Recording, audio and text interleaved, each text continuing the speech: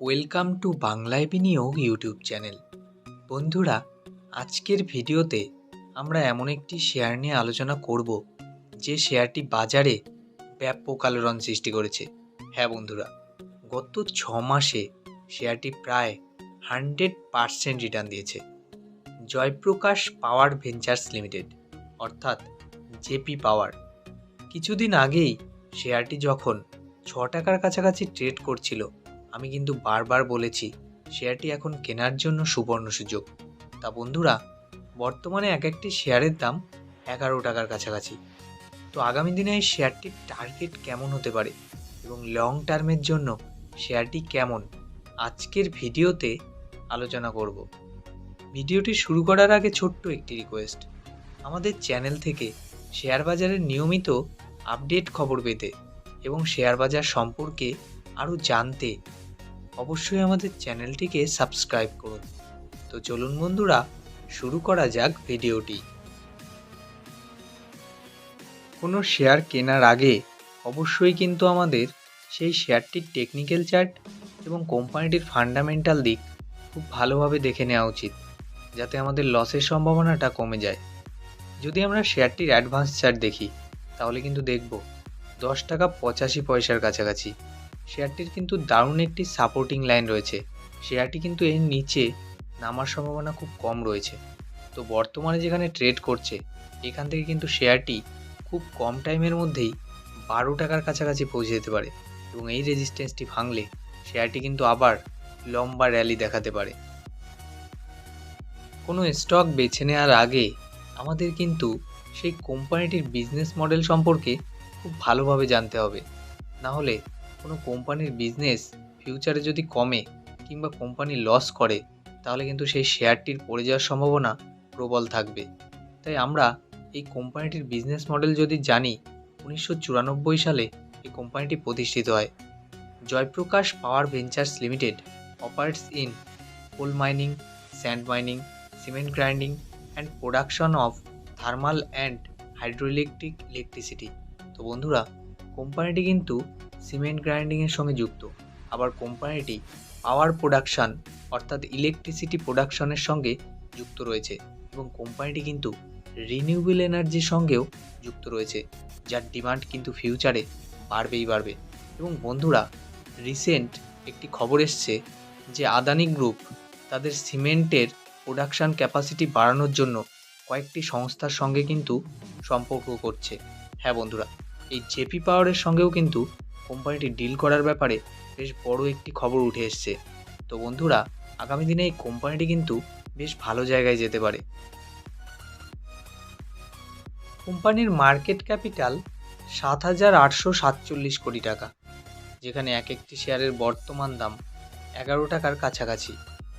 52 উইক্সে এক একটি শেয়ারের সর্বোচ্চ দাম 11 টাকা 60 পয়সা, যেখানে সর্বনিম্ন দাম 5 টাকা 15 পয়সা। স্টক পিই কিন্তু একটু হাই রয়েছে। হ্যাঁ বন্ধুরা, এটি কিন্তু একটি নেগেটিভ দিক। যদি আমরা শেয়ারটির বুক ভ্যালু দেখি, 15 টাকা 20 পয়সা। তো বন্ধুরা, শেয়ারটি কিন্তু বুক ভ্যালু থেকে অনেক কমেই রয়েছে। তো শেয়ারটি কিনে কিন্তু আমরা লাভই করব। আরওসি অর্থাৎ রিটার্ন অন ক্যাপিটাল এমপ্লয়েড 5.16%, যেখানে আরওই অর্থাৎ রিটার্ন অন ইকুইটি 0.57%। শেয়ারটির ফেস ভ্যালু 10 টাকা, অর্থাৎ বন্ধুরা, এই শেয়ারটি কিন্তু ফিউচারে স্প্লিট হয়ে 10টি ভাগে ভাগ হতে পারে। যদি আমরা কোম্পানিটির সেলস দেখি, তাহলে কিন্তু চমকে যাব। হ্যাঁ বন্ধুরা, মার্চ 2021 অনুযায়ী কোম্পানির সেলস 957 কোটি টাকা, যেখানে মার্চ 2022-এ 1,406 কোটি টাকা এবং মার্চ 2023-এ 1,380 কোটি টাকা, যেখানে জুন 2023-এ 1,708 কোটি টাকা। তো বন্ধুরা, প্রত্যেক কোয়ার্টারে কোম্পানির সেলস কিন্তু ব্যাপকভাবে বাড়ছে। কোনো কোম্পানির যখন সেলস বাড়ে, তখন কিন্তু প্রফিটও বাড়ে, আর প্রফিট বাড়লে আপনার শেয়ারের দাম কিন্তু বাড়বেই বন্ধুরা। যদি আমরা কোম্পানিটির ইয়ারলি সেলস দেখি, তাহলে কিন্তু দেখব মার্চ 2016 ছিল 4,113 কোটি টাকা যেখানে মার্চ 2018-এ 4,877 কোটি টাকা এবং মার্চ 2020 অনুযায়ী 3,284 কোটি টাকা, যেখানে মার্চ 2022-এ 4,625 কোটি টাকা এবং মার্চ 2023-এ 5,787 কোটি টাকা। তো বন্ধুরা, কোম্পানির ইয়ারলি সেলস কিন্তু বেড়েই চলেছে, এটি কিন্তু পজিটিভ সাইন। যদি আমরা কোম্পানিটির ইয়ারলি প্রফিট দেখি তাহলে কিন্তু দেখব মার্চ 2016-এ কোম্পানির লস ছিল 243 কোটি টাকা, যেখানে মার্চ 2023-এ কোম্পানির প্রফিট 55 কোটি টাকা। তো বন্ধুরা, কোম্পানিটি কিন্তু দিনের পর দিন ফান্ডামেন্টালি স্ট্রং হচ্ছে। চলুন দেখা যাক কোম্পানিটির রিজার্ভ এবং বড়োইং। কোম্পানিটির রিজার্ভ 2018-র মার্চে ছিল 1,783 কোটি টাকা, যেখানে মার্চ 2020 অনুযায়ী 3,158 কোটি টাকা এবং মার্চ 2022 অনুযায়ী 3,536 কোটি টাকা এবং মার্চ 2023-এ 3,592 কোটি টাকা এবং কোম্পানির বড়োইং মার্চ 2018-য় ছিল 23,416 কোটি টাকা, সেখানে মার্চ 2020 অনুযায়ী মাত্র 5,951 কোটি টাকা এবং মার্চ 2023 অনুযায়ী 4,735 কোটি টাকা। তো বন্ধুরা, কোম্পানিটি কিন্তু দিনের পর দিন ফান্ডামেন্টালি স্ট্রং হচ্ছে।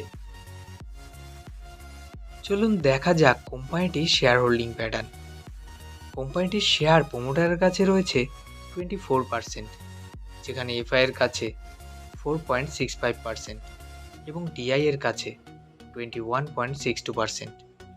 পাবলিকের কাছে কিন্তু এই শেয়ারটি আছে 49.74%। যদি আমরা এফআইআর স্টেক লক্ষ্য করি তাহলে কিন্তু দেখব প্রত্যেক কোয়ার্টারে বেড়েই চলেছে। জুন 2022 অনুযায়ী এফআইআর স্টেক ছিল 2.83%, যেখানে ডিসেম্বর 2022 অনুযায়ী 3.67% এবং সেপ্টেম্বর 2023 অনুযায়ী 4.65%। তো বন্ধুরা, কোনো কোম্পানিতে যখন এফআইআর স্টেক বাড়ে তখন কিন্তু বুঝতে হবে শেয়ারটির দামও বাড়বে। কিন্তু বন্ধুরা, শেয়ার বাজার মানেই ঝুঁকিপূর্ণ, তাই আমি বলবো আপনার পোর্টফোলিওতে যদি এই শেয়ারটি থাকে তাহলে কিন্তু লং টার্মের জন্য আরও মিনিমাম 2 থেকে 5 বছরের জন্য এই শেয়ারটি পোর্টফোলিওতে রেখে দেওয়া ভালো।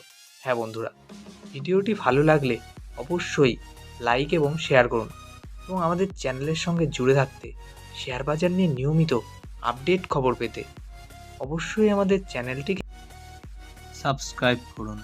সুস্থ থাকুন, ভালো থাকুন, দেখা হচ্ছে পরের ভিডিওতে।